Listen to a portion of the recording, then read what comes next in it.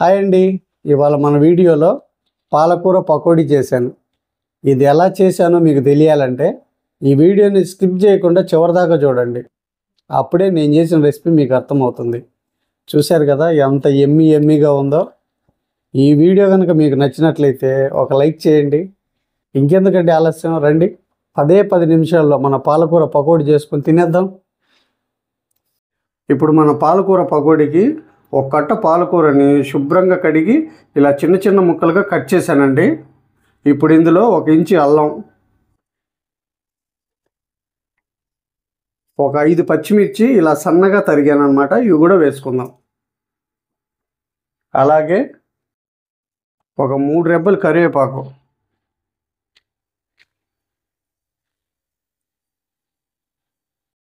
ఇప్పుడు ఒక 1/2 tea spoon పసుపు, ఇప్పుడు రుచికి సరిపడినంత ఉప్పు.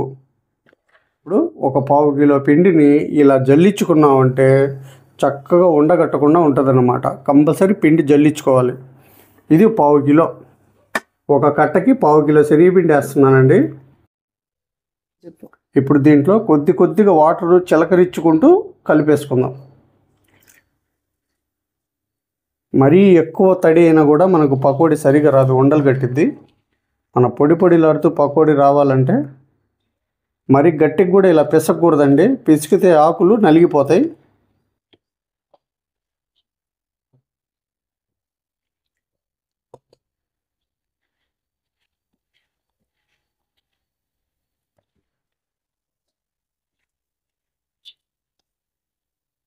ఇప్పుడు ఇందులోనే ఒక 1/2 టీ స్పూను జీలకర్ర,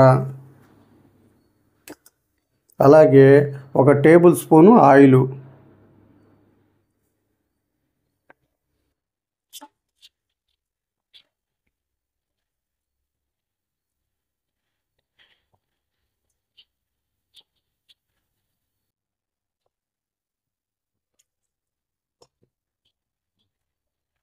ఇలా కలుపుకున్నాం కదండి.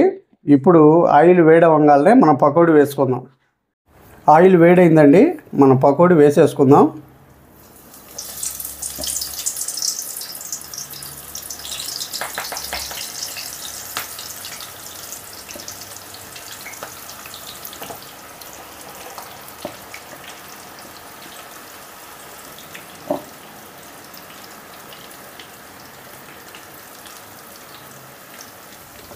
స్టవ్ని మనం పకోడీ వేసిన తర్వాత మీడియం ఫ్లేమ్లో పెట్టుకోవాలన్నమాట. వేసేటప్పుడు ఆయిల్ హీట్లో ఉంచుకొని పకోడీ వేసిన తర్వాత మీడియం ఫ్లేమ్లోకి మార్చుకోవాలి. వేసిన తర్వాత ఒక 2 నిమిషాలు కదపకుండా ఉంటే మన పకోడీ అనేది చక్కగా వస్తుంది.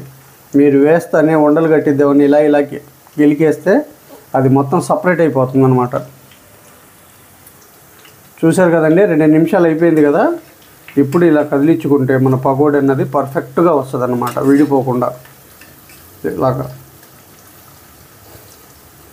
ఇప్పుడు మన పకోడీని చక్కటి బ్రౌన్ కలర్ వచ్చేంత వరకు ఫ్రై చేసుకుందాం. మన పకోడీ అయితే చక్కగా ఫ్రై అయిపోయిందండి. ఇప్పుడు పక్కన బౌల్లోకి తీసేసుకుందాం. చూసారా, బా ఎమ్మీగా ఉంది.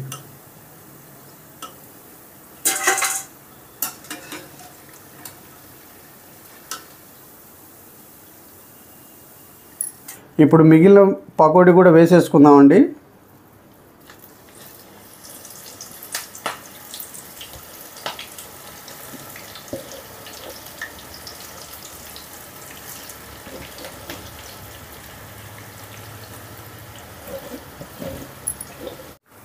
ఇప్పుడు మన పకోడీ రెడీ అయిపోయిందండి. ఇది కూడా బౌల్లోకి తీసేసుకుందాం.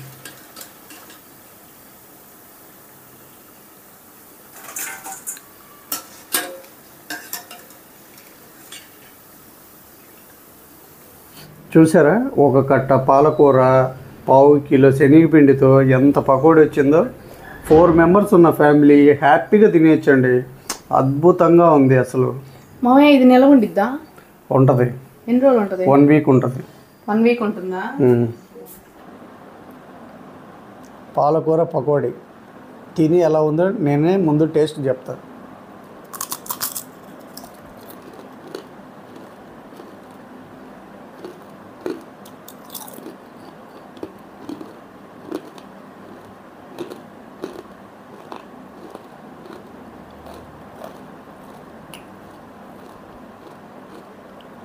టేస్ట్ అయితే అద్భుతమైందండి. మన పాలకూర పకోడీ అయితే అద్భుతంగా వచ్చిందండి. ఇంట్లో మీ పిల్లలు కానీ ఆకుకూరలు ఇష్టపడిన వాళ్ళు ఉంటే ఇలా ఆకుకూరలు వేసి ఇలా చేసి పెట్టండి, లొట్టలు వేసుకుంటూ తినేస్తారు. మామూలుగా కూడా కాదు. 10 నిమిషాలు ఈవినింగ్ పిల్లలు ఇంటికి రాగానే 10 నిమిషాల్లో వాళ్ళకి ఒక మంచి ఆకుకూర అంటేనే హెల్తీ రెసిపీ చేసి పెట్టండి. చేస్తారు కదా.